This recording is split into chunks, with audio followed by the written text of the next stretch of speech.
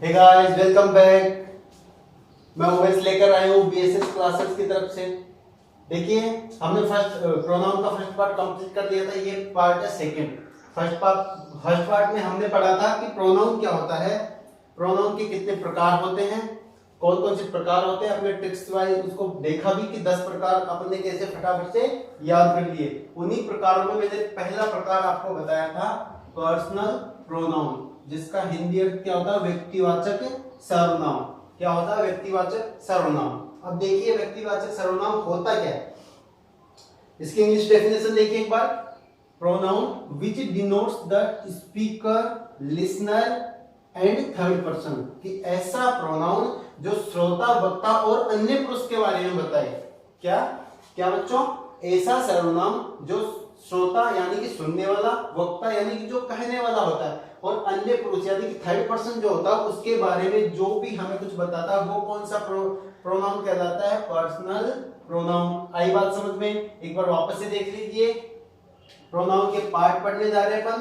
पहला उसमें पार्ट था पर्सनल प्रोनाउन। पर्सनल प्रोनाउन यानी कि व्यक्तिवाचक सर्वनाम। उसका आपने डेफिनेशन देखी थी कि ऐसा प्रोनाउन जो श्रोता, वक्ता और अन्य पुरुष के बारे में अपन को डिनोट करता है यानी कि बताता है, तो उसे अपन क्या कहेंगे बच्चों? Personal pronoun. एक बार आप इसका स्क्रीनशॉट लीजिए। हाँ बच्चों, उसके बाद आता है कि जो पर्सनल प्रोनाउन हो कितने प्रकार के होते हैं। तो देखिए, पर्सनल प्रोनाउन 3 टाइप्स यानी कि 3 प्रकार के होते हैं।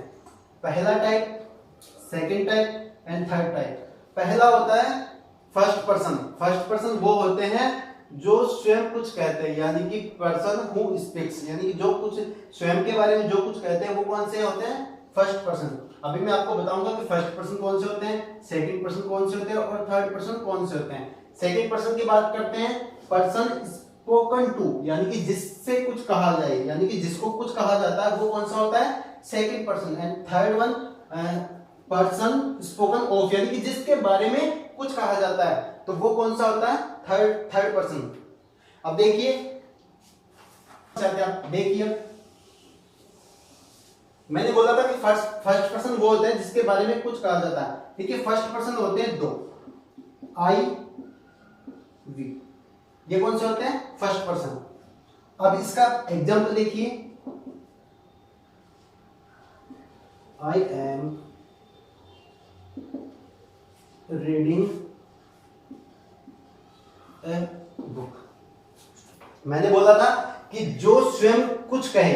अब इसमें देखिए, I am reading a book, मैंने क्या बोला था? कौन से फर्स्ट पर्सन कौन से? आई और वी। अब इसमें देखिए कि इसमें बोला जा रहा है कि I am reading a book, तो पुस्तक पढ़ कौन रहा है? पहले ये देखिए, इसमें था कि जो स्वयं कुछ कहे। अब इसमें कौन कर रहा है? जो भी कुछ कर रहा है आई कर रहा है, यानी कि मैं खुद कर रहा हूं। तो आई और बी कौन से हो जाएंगे?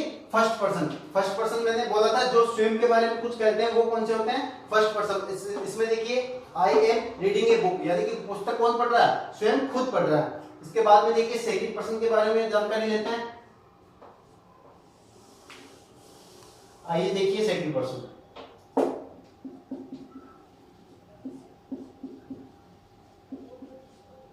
देखिए सेकंड पर्सन में होता है केवल यू। कौन सा होता है? केवल यू, यानी कि जिससे कुछ कहा जाता है। अब इसका देखिए,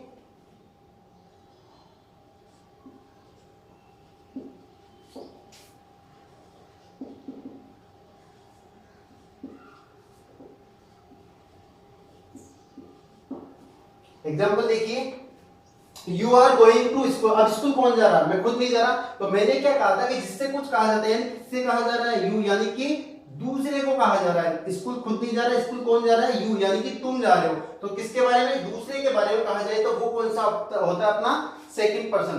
फर्स्ट पर्सन मैंने बताया जिसके बारे में, खुद के बारे में कुछ कहा जाता है वो फर्स्ट पर्सन होता है। जिसके बारे में कहा जाता है वो सेकंड, और जिसको कहा जाता है वो कौन सा होता है? थर्ड। अब इसके बाद में देखिए, ये सेकंड हो गया। अब इसके बाद में आता है थर्ड पर्सन।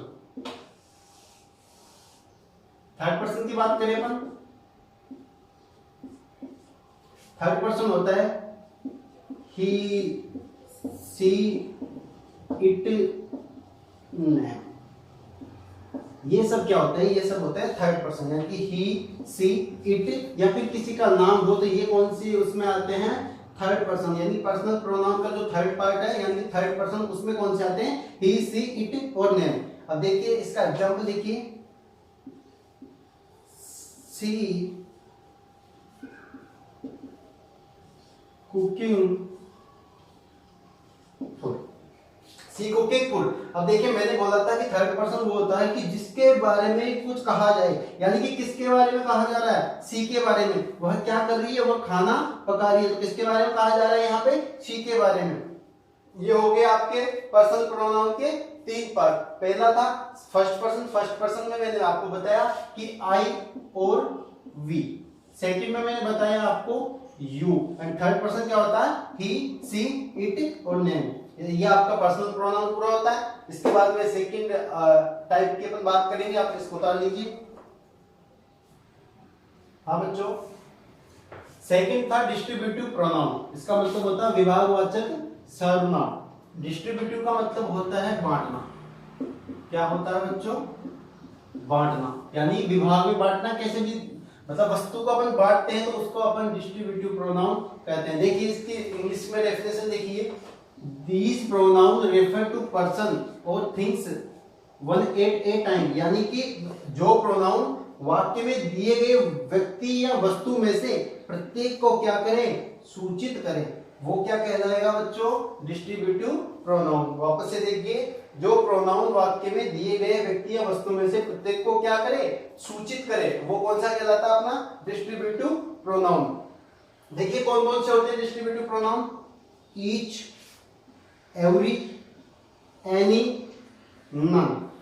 ईच का मतलब देखिए, ईच का मतलब होता है, इसका प्रयोग अपन करते हैं दो के लिए। किसके लिए करते हैं, दो के लिए। किसका प्रयोग किया जाता है बच्चों, ईच का। एवरी का मतलब होता है प्रत्येक, यानी कि जितने भी है उसमें से प्रत्येक। एनी का मतलब होता है कि उनमें से कोई एक, उनमें से कोई एक। और नन का मतलब होता है कि जितने भी हैं उसमें से कोई नहीं। नन का मतलब क्या होता है बच्चों, कोई नहीं। तो हमने देखा कि ये सब किसके प्रकार है, डिस्ट्रीब्यूटिव प्रोनाउन के प्रकार। अब इनका यूज कैसे किया जाता है विद एग्जांपल अपन देखेंगे।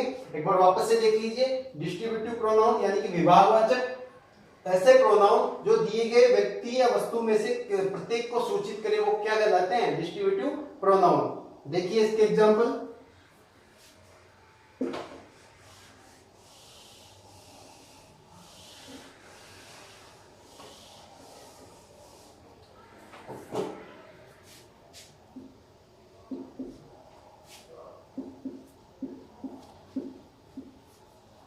none of the boys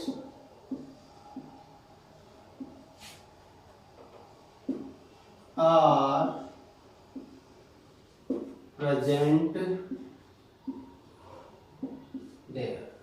None of the boys are present there. देखिए मैंने बोला था कि none का मतलब होता है कोई नहीं, यानी कि वहां पे कोई भी लड़का क्या नहीं था, उपस्थित नहीं था। अगला देखिए, each of the boy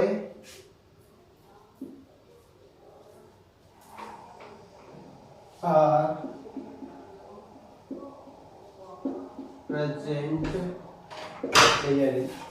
मैंने हाँ बच्चों एग्जाम्पल की बात कर रहे थे अपन।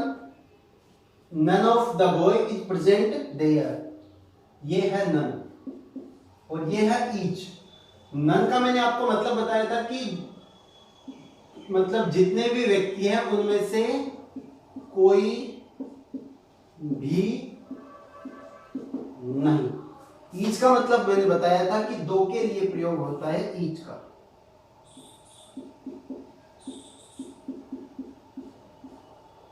ईच का प्रयोग मैंने बताया दो के लिए, और कोई भी नहीं का प्रयोग यानी कि नन। यानी कि none of the boy is present there, कि मैं वहां गया लेकिन none of the boy is present there, वहां पे कोई भी उपस्थित नहीं था, तो उस कंडीशन में अपन किसका प्रयोग करेंगे, नन का। और एक आता है each, each of the boy present there, each of the boy present, यानी कि मैं वहां गया तो दोनों में से दोनों ही वहां क्या थे, उपस्थित थे। तो ये कौन सा हो गया आपका सेकंड वाला। अब बात आती है थर्ड की, तो थर्ड अपन इससे अगले पार्ट में देखेंगे। आज मैंने बताया आपको डिस्ट्रीब्यूटिव, उसके बारे में आपको बताया इसका मतलब होता है विभागवाचक यानी कि बांटना। यानी कि मैंने बताया कि कोई भी व्यक्ति वस्तु उनमें से प्रत्येक को सूचित करने के काम में कौन सा प्रोनाउन आता है, डिस्ट्रीब्यूटिव प्रोनाउन। उसके बारे में मैंने आपको बताया एग्जांपल में मैंने बताया था कि इसके कौन से प्रकार होते हैं। एक मैंने बताया आपको ईच, एक बताया मैंने एवरी, एक बताया आपको नन, और भी बहुत है जैसे नाइदर है, आइदर है, ये सब भी इसके ही पार्ट में आते हैं। तो आपको मैंने एग्जांपल बताया नन वाला और एक ईच वाला, आप इनको उतार लीजिए। नेक्स्ट थर्ड टॉपिक के बारे में नेक्स्ट वीडियो में बात करेंगे। और इसको आप अगर इसमें वीडियो में आपको कोई भी कमी लगती है तो आप एक बार कमेंट बॉक्स में जरूर डाल दीजिएगा कि सर आपको इसमें थोड़ा इंप्रूव करना चाहिए। वो जो भी है फिर अपन आगे की वीडियो में देखते हैं। आज के लिए बस इतना ही, धन्यवाद।